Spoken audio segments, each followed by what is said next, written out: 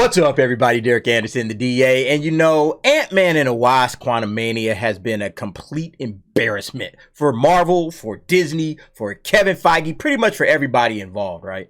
And it's one of the worst MCU films ever. Right now, you can see it's sitting at a pathetic 48% on Rotten Tomatoes. It's a big, giant green splat. All right. And not only that, but the box office has been trending down as each day passes. Let's look at that real quick. And there you see it, Ant-Man and the Wasp, Quantumania, only $367 million worldwide so far, all right? And I know you're saying only $367 DA? Wait a minute, that's a lot of money. Not when it's a $200 million budget, okay? $200 million budget, and all the money that they spent on marketing, they're gonna need somewhere in the neighborhood of $560 to $600 million just to break even, okay? Just to break even, all right? So you gotta put that much money out there just to break even. That's not a good situation, okay? They want to make money off of these films, all right? These films are not just to set up other movies. They want to make money off of this thing. And look at where these drops are, right? These week-over-week drops, okay? Friday to Friday, that was a humongous drop. Look at that Monday drop, 87%. Yeah, I know Monday was President's Day. It was a holiday. But still, that's a huge number. And even with that, you have 64% on Tuesday. These are enormous drops that are not going to be looked at very lightly. So you start thinking, like, this movie is probably not going to make its money back. And when you're talking about an absolute train wreck of a movie that Marvel did, when you're talking about bad CGI, horrible CGI, really, bad characters, bad writing, bad acting, bad box office, just bad overall, right? You would think everybody involved would just kind of calm down, sit down, say, hey, let me take some time to learn some lessons. Let me go over everything that I did. Let me kind of listen to some of the feedback that I'm hearing from all of the fans out there and what they didn't like about it, you know, and see if I can figure some things out, right? Especially when your current assignment is to write the next Avengers film. You would think that this writer is doing that, right? Nope. From bounding into comics, Ant-Man and the Wasp Quantumania writer Jeff Loveness rejects negative reaction to film. I'm right, MODOK is great. All right, look, I understand beauty is in the eye of the beholder, okay? Some people may actually think that this character, this goofy, dumb-ass character, was a great addition to the Marvel Cinematic Universe, okay? A lot of people might think that, including this writer, okay? He would be absolutely wrong, okay? This might be like the absolute worst thing that somebody has ever done in the Marvel Cinematic Universe. Everybody looks at this character and they're making fun of it. They're laughing at it. This guy thinks it's great, okay? This guy thinks it's great. This is absolutely ridiculous, this article. Let's go ahead and get into this. So it starts out, the latest episode of the longest running cinematic opera in history has now been out nearly 2 weeks, and the reaction to the film has been mild at best. Ant-Man and the Wasp Quantumania currently enjoys the second lowest Rotten Tomatoes tomato meter score among any MCU film with 48%. The box office hasn't been any better for the film. In its second week, Quantumania dropped 70% at the box office, marking the biggest second weekend drop in MCU history. The film is currently being outpaced by last year's worst performing MCU film, Thor, Love and Thunder, by over 66 million domestically. This thing is not going to make its money back. The film is currently pacing to have a final box office gross less than 600 million worldwide. Despite opening stronger than 2018's Ant-Man and the Wasp, the film is on pace to finish with a lower box office than its predecessor, thanks in large part to the negative word of mouth associated with the film. With such an underperforming film, one can't help but point the finger at the film screenwriting as the source of the movie's problems.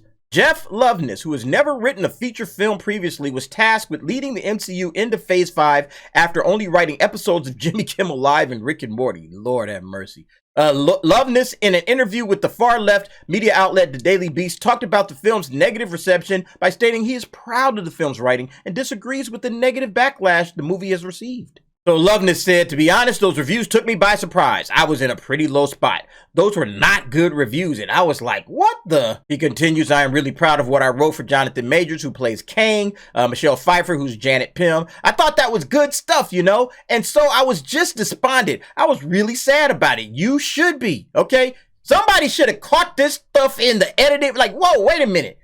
Are we doing dailies? Like, how did this slip past Kevin Feige? Like, some of that writing and some of that dialogue was just the worst dialogue, especially from Cassie, right? Remember the scene with her and MODOK at the end?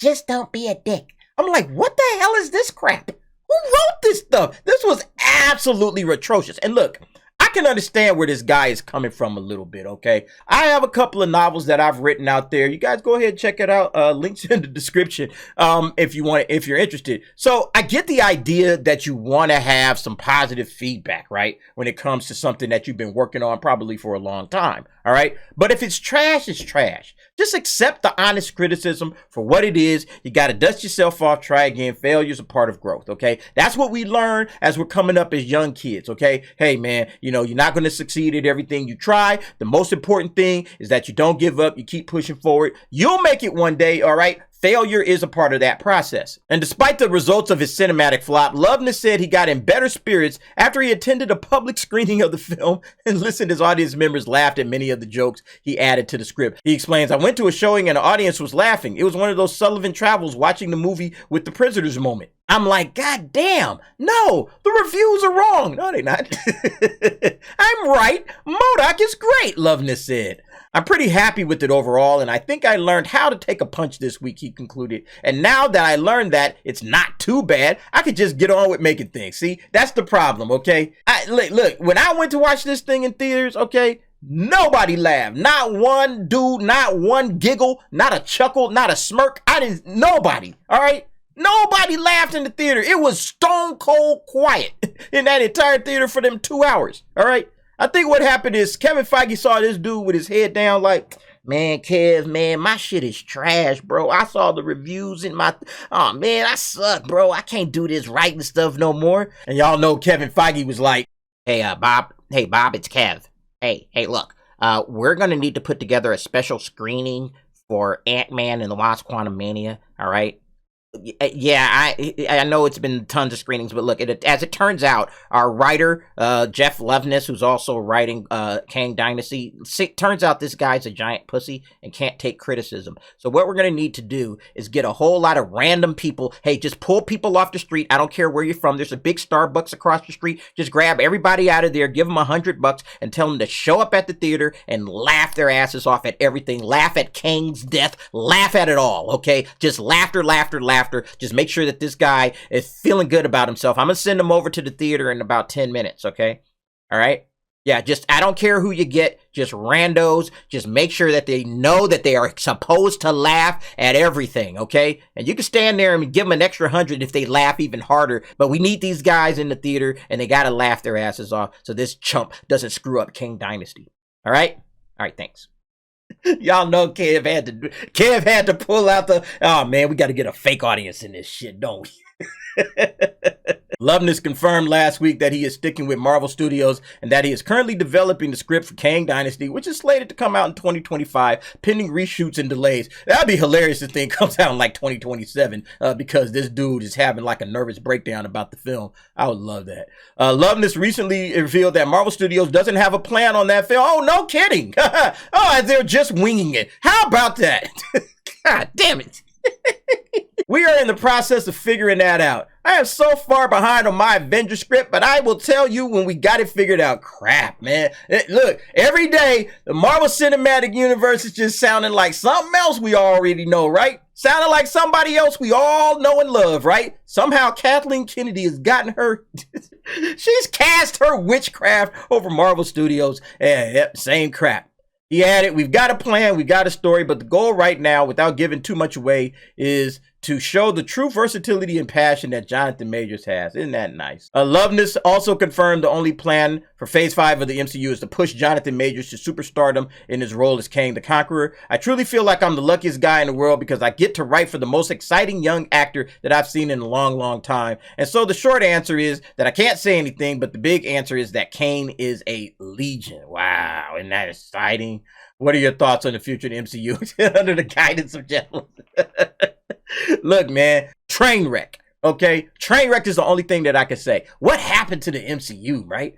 The MCU was like, man, when you had like the Russo brothers writing your shit, right? When you had that and they was making your films, just like, okay, this stuff is working out. You had Robert Downey Jr., you had Scarlett Johansson, right? You had legit actors and actresses and good directors, Favreau and James Gunn, had all of these guys making this material. They got this dude right here, man. This guy is crying in his cereal because his shit sucks, all right? Dust yourself off and try again, Jeff. I'm on your side, honestly, as a fellow writer. I want you to write good shit because I want Marvel to be good. But it doesn't look like you're up to the task. They got to go get somebody else. Anyway, folks, what do you think about this situation with this dude crying and whining, and they had to go and put together a special session so they can hug this dude up and laugh at his dumbass jokes? Go ahead and get down in the comments. Give me your thoughts and your opinions on that. And thanks for watching. See you next time.